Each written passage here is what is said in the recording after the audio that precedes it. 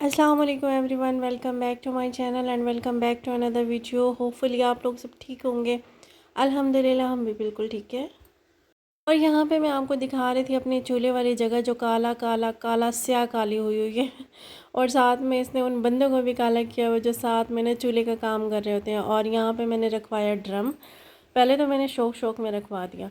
अब मुझे ये फ़िक्र पड़ी हुई है कि अगर ये काला स्याह हो गया तो फिर इसको हाथ कौन लगाएगा। तो इसकी इस डर की वजह से मैंने इसके ऊपर डाला कपड़ा। और वो कपड़ा अभी साइडों से तो खुला हुआ है, दो साइडें उसकी कवर हैं और दो साइडें खुली हुई हैं। खैर यहाँ पे 9 बजे 9:30 बजे का टाइम था तकरीबन। और ससुर जो थे वो घास लेके आ गए थे और जैसे ही घास आया साथ में मुर्गियाँ भी और बकरियाँ भी सारी की सारी आके ना ऐसे टूटी हैं घास के ऊपर जैसे कभी देखा ना हो, जैसे नीयत ख़राब होती है ना, वही वाला हाल था। खैर जब से गर्मियाँ स्टार्ट हुई हैं ना तो घास ना जानवरों के लिए कम ही है, तो आता कम है ना। जानवरों को तो बेसिकली ज़्यादातर ना भूसा ही खिलाया जा रहा है, लेकिन ना बकरियों के लिए थोड़ा बहुत मिल जाता है। और जो आज आया वो बड़ा प्यारा सा ग्रीन ग्रीन था। और यहाँ पे मैंने बनानी थी जी रोटियाँ। आज मैंने सारा काम करने के बाद रोटियाँ बनाई हैं। और सुबह जो थे ससुर वो जल्दी चले गए थे तो उनको सास ने रोटी बना दी थी। 2 या 3 सुबह रोटी बना ली थी उन्होंने, तो बाकी रोटियाँ बनाई नहीं थी। तो फिर अब मैं काम से फ़ारिग होने के बाद नाश्ता मैंने खुद भी करना था और फिर बाकी सबकी भी बनानी थी, तो वही करने बैठ गई। और यहाँ पे मैं आपको पाथियों की एक बड़ी ही दिलचस्प सी स्टोरी सुनाती हूँ। मेरे अब्बू की डेथ के बाद ना मेरी अम्मी एक मरतबा ना पाथियाँ ले आई। हमारे ना जो ईंधन था वो ख़त्म हो गया। हम दोनों बहनों ने ना अम्मी को जवाब दे दिया कि हम लोगों ने पाथियाँ नहीं जलानी है, हमें जलानी नहीं आती और जब तक ये ख़त्म नहीं होगी ना हमने खाना बनाना ही नहीं है। और जब तक वो पाथियाँ ख़त्म नहीं हुई, शायद एक बोरी ही थी, तो तब तक हमने चूल्हे को हाथ नहीं लगाया, अम्मी ने ही खाना बनाया। और आज ससुराल में आने के बाद इतने टाइम के बाद आज मैं पाथियाँ ऐसे बनाती हूँ कि जलाती हूँ कि गैस को भी मैं पीछे छोड़ देती हूँ। ऐसे मैं पाथियों में खाना बनाती हूँ। वक्त वक्त की बात है ना कि वक्त हर कुछ सिखा देता है, या फिर ससुराल सब कुछ सिखा देता है। खैर यहाँ पर जानवरों को पानी पिलाया जा रहा था और घर के काम भी हो चुके थे, बाकी बाहर के भी सारे काम हो चुके थे। और आज आई थी इमलियाँ खेत से। और ये इमलियाँ जब छोटी सी थी तब मैंने आप लोगों के साथ व्लॉग में शेयर की थी, और आज ये बड़ी बड़ी हो गई हैं तो आज ये घर आई हैं। आज इनका बनाना है सालन। और वो सालन कैसे बनेगा वो भी मैं स्पेशल रेसिपी आप लोगों से शेयर ज़रूर करूँगी। और यहाँ पे आज मैंने बनाई हैं 5 रोटियाँ जो हम लोगों के लिए इनफ होती है, क्योंकि सुबह नाश्ता किया हुआ था, अभी ना थोड़ी थोड़ी ही सबने खानी थी और फिर दोपहर में अलहदा से बन जाएंगी। तो रोटियां बनाई। और रोटियां जो थी, जिस दिन ना चूल्हे के ऊपर प्यारी प्यारी सी और बग़ैर काली हुई रोटियां बन जाए ना, उस दिन ना ऐसा समझे कि ना डबल खुशी होती है कि एक तो चूल्हे पर रोटी बनी वो भी साफ़ सुथरी और दूसरी काली भी नहीं हुई। लेकिन खैर बीच में ना कोई काली हो ही जाती है। और चूल्हे की वजह से मैं आप भी 3 से 4 रंग की हुई हूँ, रंग बिरंगी, हरी पीली नीली। इतनी कोई चूल्हे की ना ये चूल्हा, और फिर इतनी तेज़ जो धूप होती है, सारा दिन स्टिल धूप रहती है, उसकी वजह से इतनी कोई हालत बुरी है ना, आपको अल्फाज में बयान नहीं किया जा सकता। ना ही कोई ना स्किन केयर रूटीन काम करती है, ना ही कोई अंदर रहना काम करता है। पंखे की हवाएं भी ऐसे ही थप्पड़ लगा रही होती है जैसे धूप में बैठ के ना गर्मी में थप्पड़ लगते हैं। खैर यहाँ पे मैं रोटियां बना के अंदर ले आई थी। थोड़े थोड़े से मैंने क्लिप लिए स्टैंड पे। आजकल मैं मोबाइल का यूज़ नहीं कर रही हूँ। और साथ में बर्तन भी मैं धो चुकी थी। और जो सालन था वो लेफ़्ट ओवर में वो भी मैंने डाल के ना डोंगे के अंदर रख लिया था, और उसी को गर्म करके हम लोगों ने यूज़ कर लेना था। और कल मैंने बनाई थी तोरी, और तोरी का सालन ही रखा हुआ था। आज दोपहर में कुछ बनाना नहीं था तो शाम में ना इमलियाँ ही बनानी थी, तो दोपहर का काम भी चल जाएगा और साथ में सुबह के नाश्ते का भी। खाने पीने का, बनाने का और कोई भी काम करने का मज़ा ना सर्दी में होता है। और सर्दी में भी जब धुंध हो रही हो ना बहुत ज़्यादा, तब चूल्हे का काम तो इंसान बैठ के शौक़ से कर लेता है। लेकिन ना बाकी काम जब ना बर्तन वगैरह करने पड़े, या फिर फ़र्श वगैरह या वाशरूम वगैरह धुलाई करने पड़े ना, उसमें फिर अम्मा, नानी, दादी सारी याद आ जाती हैं। और यहाँ पे मेरे 2 कप्स टूटे हुए हैं और इनकी डंडियाँ टूट गई हैं। अब मैं डबल माइंडेड हो रही हूँ। एक तो मेरा माइंड है कि मैं इनको फेंक दूँ, और दूसरा मेरा माइंड ये है कि मैं ना मनी प्लांट के पौधे मंगवाऊँ और उसके अंदर ना ये टूटे हुए कप्स के अंदर ना तजर्बा करके देख लेती हूँ। अगर ये कामयाब हुआ तो मैं कप्स के अंदर मनी प्लांट लगा के देख लेती हूँ। लेकिन अनफॉर्चुनेटली ना मैं बाहर जा सकती हूँ, ना ही वो मेरे पास आ रहे हैं। और साथ जब जाती हैं ना तो मैं भूल जाती हूँ बताना।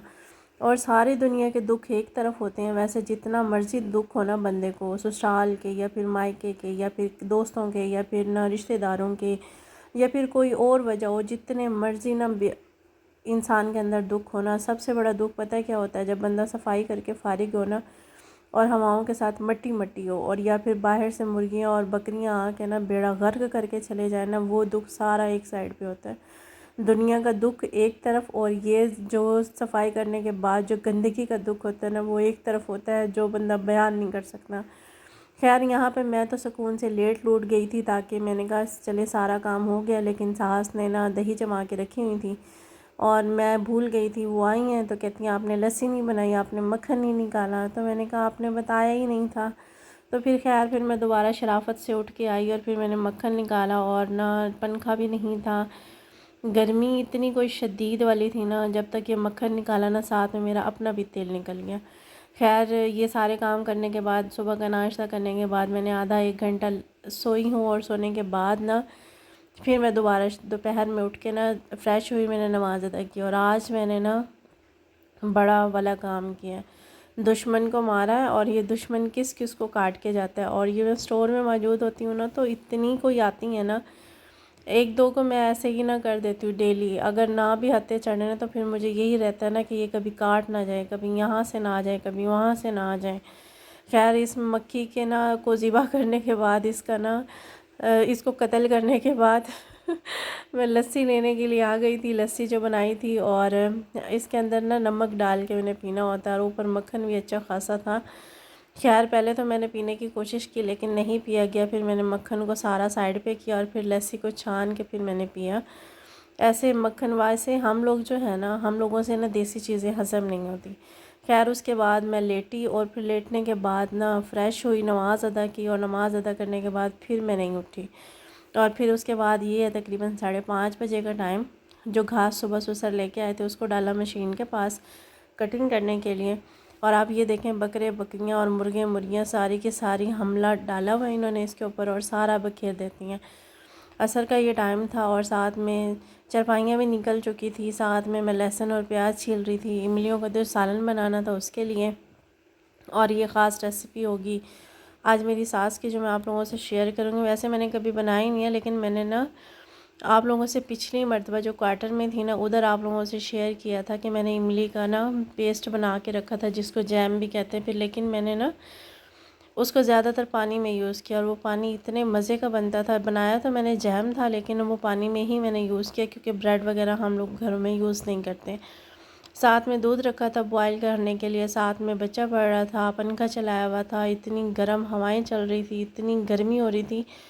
लेकिन बादल भी थे, लेकिन ना कोई हाल नहीं था गर्मी का। और स्टिल इतनी इतनी इतनी ज़्यादा धूप होती है कि बाहर निकलने को भी दिल नहीं करता, लेकिन बाहर निकलना पड़ता है। और फिर हम हरे नीले पीले सारे हुए होते हैं। मौसम का बड़ा असर होता है, माहौल का बड़ा असर होता है। वहाँ क्वार्टर में अंदर होती थी ना, तो कि ये कंडीशन कभी भी नहीं होती थी। हालांकि मैं वहाँ पे मुंह भी ना धोना तो भी स्किन साफ़ ही रहती थी। और यहाँ पे 5 टाइम वज़ू करने के बाद, साबुन लगाने के बाद, करीमें थोपने के बाद भी ना ऐसी हालत होती है कि ना आप बस पूछें मत, रंग बिरंगी कंडीशन हुई होती है। और यहाँ पे ये देखे मेरी सास ने दो जो थे वो बड़े बड़े ना ढेर लगाए हुए हैं पाथियों को, कि जो सर्दियों में यूज़ होंगी या फिर ये बिकने के लिए यूज़ होंगी। यहाँ पे ना जो लेडीज़ गोबर वगैरह पाती हैं ना, उनके लिए ना ये साइड बिज़नेस है, जो उसको बेच के ना अपना थोड़ा बहुत गुजारा कर लेती हैं। खैर यहाँ पर ना हाफ़ इमलियाँ निकाली पकाने के लिए।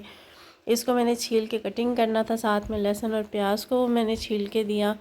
इसको फिर बॉयल होने के लिए रखना था, और साथ मैंने सास जो थी मेरी वो नमाज़ अदा कर रही थी।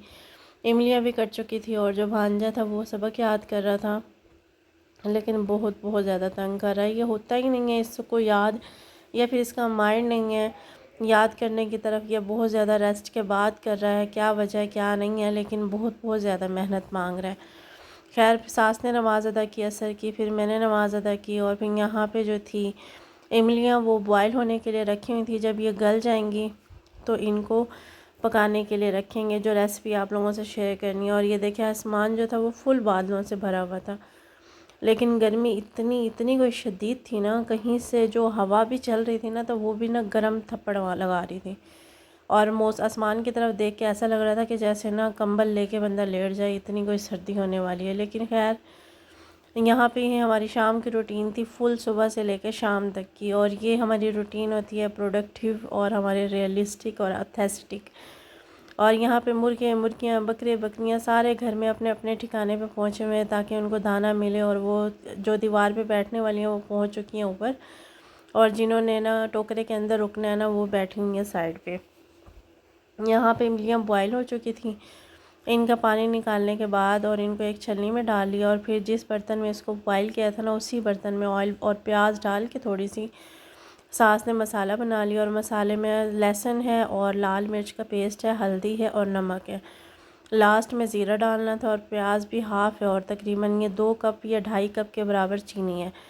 ये सब चीज़ें उन्होंने शामिल की हैं। और पहले प्याज को ब्राउन करेंगी। ब्राउन करने के बाद उसके अंदर जो मसाला है सिर्फ लहसुन, लाल मिर्च, हल्दी और नमक, सिर्फ ये 3 चीज़ें डालेंगे। और लास्ट में ज़ीरा डालना है और साथ में चीनी डालनी है। 2 इन्होंने चम्मच ना ऑयल के डाले हैं, और जब तक प्याज ब्राउन होगी उस टाइम तक इनको पकाना है।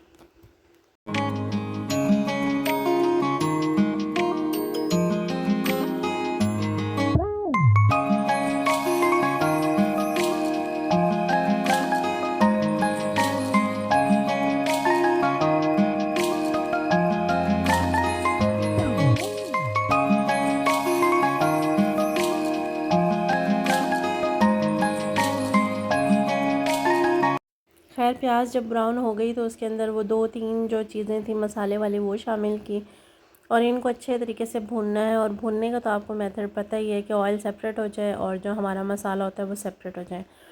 जैसे ये सेपरेट होगा तो इसके अंदर इमलियाँ शामिल कर देंगे, और इमलियाँ शामिल करने के बाद इसको थोड़ा सा भुनाई करके इसी के अंदर चीनी डाल देंगे। और जब चीनी अपना पानी छोड़ दे, मीन्स वो घुलना स्टार्ट हो जाए, चीनी मेल्ट हो जाए ना, तो उसके अंदर थोड़ा सा पानी डाल के हल्की सी ग्रेवी कर लेनी है। और आज ये इमलियाँ जो थी वो देर की वजह से ना बहुत ज़्यादा गली नहीं थी, लेकिन इनका टेस्ट बहुत बहुत लाजवाब था। मीन्स ये भी बिल्कुल सालन के अंदर पेस्ट बन जाती हैं, लेकिन टाइम की शॉर्टेज की वजह से ना इनका पेस्ट बना नहीं था। थोड़ा सा इमलियों को मसाले के अंदर भुनाई किया, फिर उसके अंदर ना चीनी डाली, और चीनी जब मेल्ट हो गई तो पानी डाल दिया। ये सिंपल सी रेसिपी है, और इस रेसिपी के साथ ना बहुत बहुत मज़े का टेस्ट था। और आज का व्लॉग मेरा यहीं तक था, आज की वीडियो मेरी यहीं तक थी। व्लॉग पसंद आए तो लाइक शेयर सब्सक्राइब ज़रूर कीजिएगा। दुआओं में ज़रूर याद रखिएगा, अपना बहुत ज़्यादा ख्याल रखिएगा। और लास्ट में इसकी ना लुक देखे बिना मत जाइएगा। लुक इसकी अच्छी नहीं आई, लेकिन इसका टेस्ट बहुत अच्छा था। और इस रेसिपी को आप ना बहुत इसको ट्राई ज़रूर कीजिएगा। अल्लाह हाफिज़।